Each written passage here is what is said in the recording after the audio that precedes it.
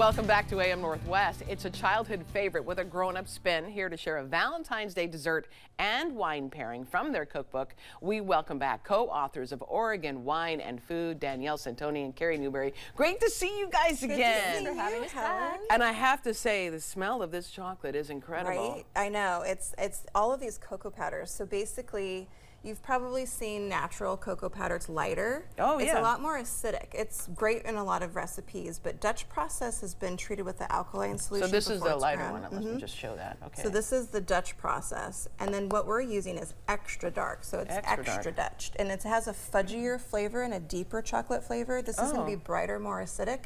You can use any of those in this recipe because there's no leavening. If you have a recipe with leavening, you need to be careful because this will work with baking soda, but this won't. This Interesting. It needs something acidic to work. So anyways, to make this pudding, this comes from Keir Jensen. If you remember the Sugar Cube food cart. Yeah. So this is her recipe, and she was, she's an amazing pastry chef. So it's sugar, cornstarch, and you just and a little bit of salt, and you just stir it up, and then you're going to pour in some milk and some cream. Whole milk. Just whole milk. Okay. And cream. It's kind of a lot. And here's your cream. Thank you. Okay. And then an egg, or 2 eggs, actually 2 egg yolks. Beautiful orange eggs there. Yes, from pasture-raised hens. And that's it. Then you just Are they happier out in the pasture? I think so. Yeah, I think so More too. bugs to eat. So you bring it over the medium-high heat, and you just stir.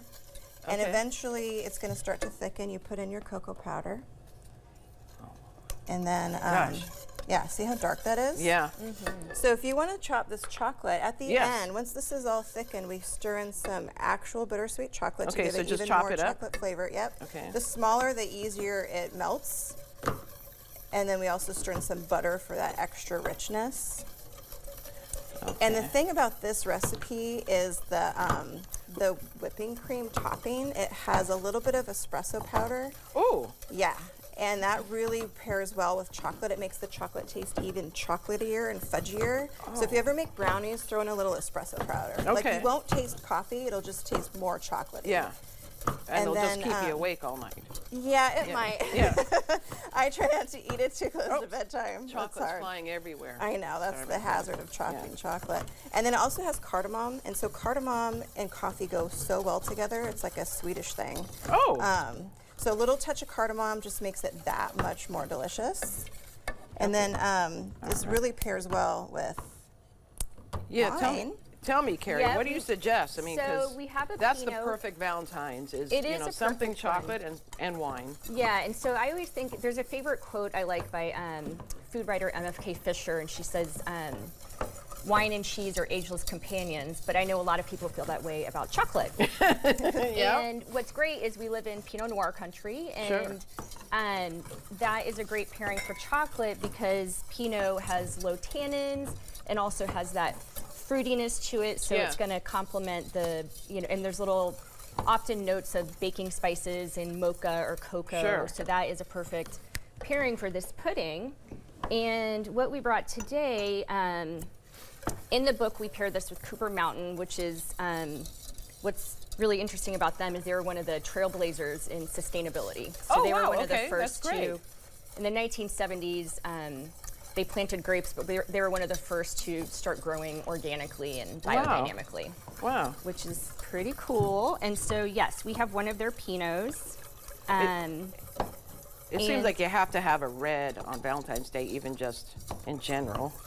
And they have some nice dark cherry notes in this Pinot, which is going to match the fruitiness of the chocolate. That looks great. Is that good? Yep, Okay. that's perfect.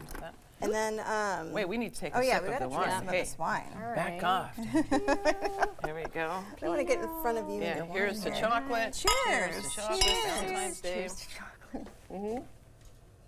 Oh, yes. I could smell the cherries. Yeah, that's really good. Yeah. And this pudding you can garnish with a fresh cherry, or you can do a cocktail cherry. Yeah, you're right. Oh, You're right? right. Nice. That Yeah. I do taste the cherry. Yeah, it's going to go so well with this pudding. Okay, So, so for then- garnish, we'll just let this kind of That start has to to keep thicken. going more before you put the chocolate Yeah. in. Okay. And then this is the cream. So I already started whipping it a little bit. Okay. This right here is the espresso powder and cardamom. Go ahead and dump it in. Dump it in here. Yep, and it's Okay. going to just kind of melt right in. There's some sugar. Yeah. And then we'll just keep whipping it. I have some finished over there. And then what's nice with this recipe is kids can make it. So if you want to involve your kids on Valentine's Day, Yeah. this is a great recipe for them. Do you feel like It's you so sometimes simple. need a kid to get away with eating pudding? Yeah, sometimes. I love pudding, all kinds of pudding. Me too. So do you want me to put that on the pudding go then? ahead and give it a dollop. Each one can have a little dollop, and then we can garnish with Is that kind of a big dollop? yeah, with some shaved chocolate. Since cherries aren't in season right now, I did not want to go down that road. Yeah, sure. So a little shaved chocolate is a nice little garnish to pep it up a little. Spoon for you. Thank you. Spoon for you. Ooh, thank you. Here you go. Wow. Okay. And one for you. Thank you. Oh my goodness. Okay. Here we go. Okay. Ultimately, what makes it an adult pudding? It's the espresso and the Oh, there you go. cardamom. I mean, you can actually put booze. You could put a little booze in the whipped cream if you want. A little Look at you, splash booze. Of, Let's put some a little booze. splash of whiskey wouldn't be bad or That's brandy. really, That's delicious. really good. The cream. Right. Yes. It just Is pairs really so good. well with it. Yeah. Yes. Yeah, And the wine works so. Oh yeah. Yeah. Let's take a sip. And I love the dark, Oh, my dark goodness. cocoa That's makes really, it really extra fudgy. That is so good. That is. Oh yeah, we need another. We need another sip. Oh, yeah. So we're going to put the recipe on our website, but good. also again, the book is titled Oregon Wine and Food. Thank you both so Thank much. you so Great much. to see It's you. so Great fun to see you. All right, we'll be right back with more AM Northwest. Don't go away. That is Another really sip. good. It's such a great combo. Oh my God.